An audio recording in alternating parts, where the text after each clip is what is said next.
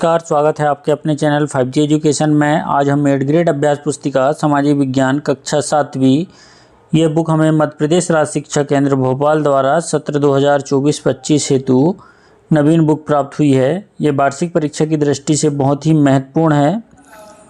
वार्षिक परीक्षा में इसी बुक से लगभग 70 से 80% 8th ग्रेड अभ्यास पुस्तिका से पूछा जाता है।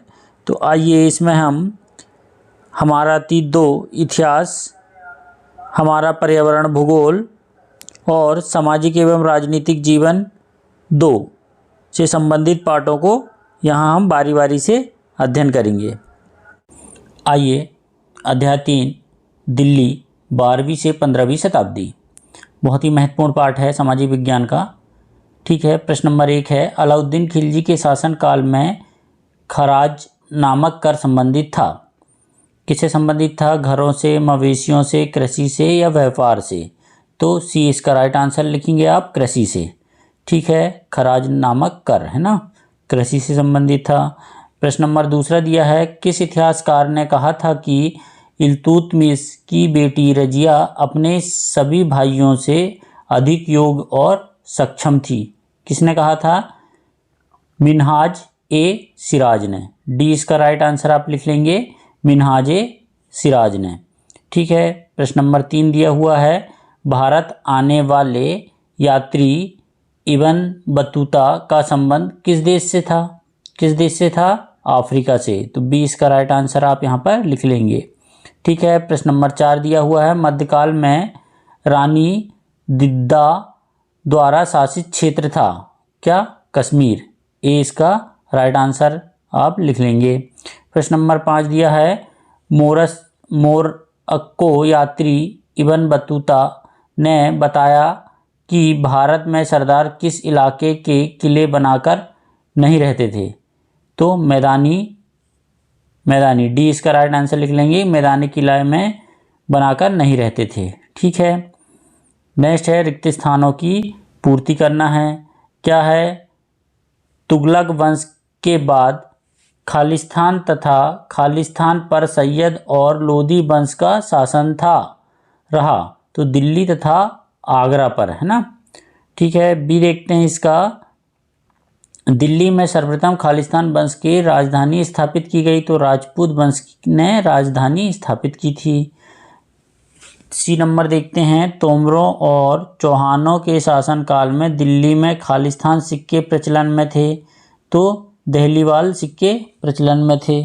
ठीक है, डी देखते हैं, सैनिक अभियानों का नेतृत्व करना और इक्तकों में कानून व्यवस्था बनाए रखना खालिस्तान का मुख्य कार्य था, मुक्ति का मुक्त कार्य था।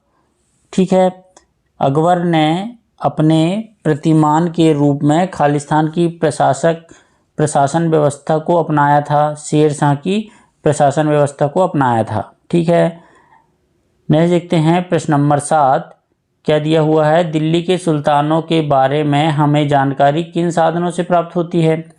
देखिए, दिल्ली के सुल्तानों के बारे में हमें जानकारी अभिलेख, सिक्कों तथा स्थापत्य भवन निर्माण के माध्यम से जानकारी मिलती है। नेक्स्ट दिया है प्रश्न नंबर 8, रजिया के योग्य होने पर भी उसे सुल्तान के पद से क्यों हटाया गया? देखिए, रजिया एक महिला थी और दरबारीजन भी उनके स्वतंत्र रूप से शासन करने में से प्रसन्न नहीं थे। इसी कारण सन 1240 में उसे सिंहासन से हटा दिया गया था। ठीक है, प्रश्न नंबर 9 देखते हैं, दिल्ली के सुल्तानों द्वारा गुलामों को क्यों खरीदा जाता था? दिल्ली के सुल्तानों द्वारा गुलामों को महत्वपूर्ण राजनीतिक पदों पर काम करने व सैनिक सेवा के लिए खरीदा जाता था। ठीक है, इस प्रकार आप इसका उत्तर लिख लेंगे। प्रश्न नंबर 10 दिया हुआ है कि मध्यकाल में इक़्तिदार या मुक्ति को किन तरीकों से नियंत्रित किया जाता था? देखिए, मध्यकाल में इक़्तिदार या मुक्ति लोग नियंत्रण रखने का सबसे प्रभावी तरीका यह था कि उसका पद वंश परंपरा से ना चले और उन्हें कोई भी इक्ता थोड़े थोड़े समय के लिए ही मिले, जिसके बाद उनका स्थानांतरण कर दिया जाए। ठीक है, इस प्रकार आप प्रश्न नंबर 10 का उत्तर लिखेंगे। नेक्स्ट है प्रश्न नंबर 11, शेरशाह सूरी ने अपना राज्य कैसे स्थापित किया?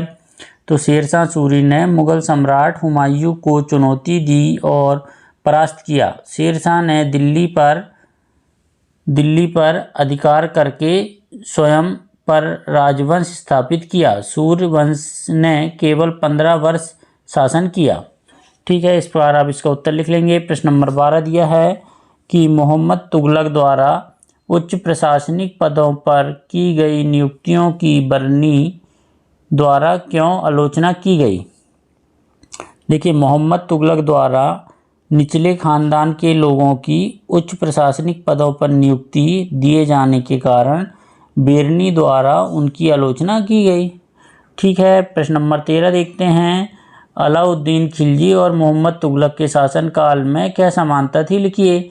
देखिए, दोनों ने प्रशासनिक राजधानियां स्थानांतरित की, दोनों ने सैन्य व्यय में वृद्धि की, दोनों अपने साम्राज्य का विस्तार करना चाहते थे। इस प्रकार आप इसका उत्तर लिखेंगे। प्रश्न नंबर 14 है, अलाउद्दीन खिलजी की राजस्व व्यवस्था की विशेषता लिखिए। आपको कौन सी एक व्यवस्था महत्वपूर्ण लगती है और क्यों?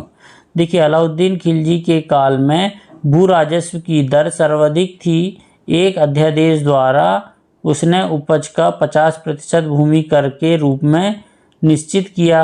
करों में अधिक वृद्धि हुई। अलाउद्दीन ने सैनिकों को इक्ता के स्थान पर नगद वेतन देना तय किया। ठीक है, इस प्रकार आप इसका उत्तर लिख लेंगे। प्रश्न नंबर 15 है, मंगोल विजय हेतु अलाउद्दीन खिलजी व मोहम्मद तुगलक द्वारा किन बातों पर बल दिया गया?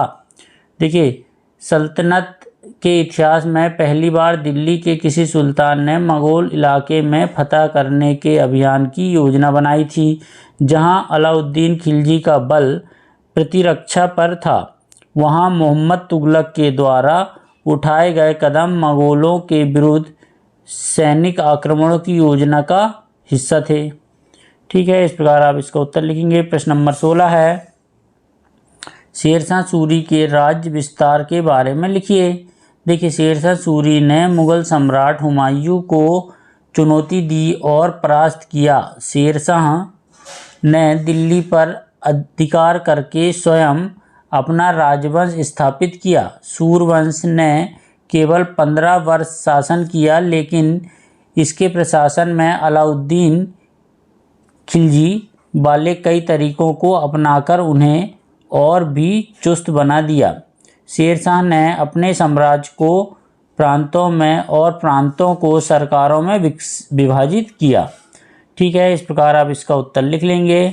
ठीक है, यहाँ पर ये पाठ समाप्त होता है। प्लीज़ वीडियो अच्छा लगा हो तो हमारे चैनल को सब्सक्राइब कर लें ताकि आने वाले वीडियो आपको मिल सकें। धन्यवाद।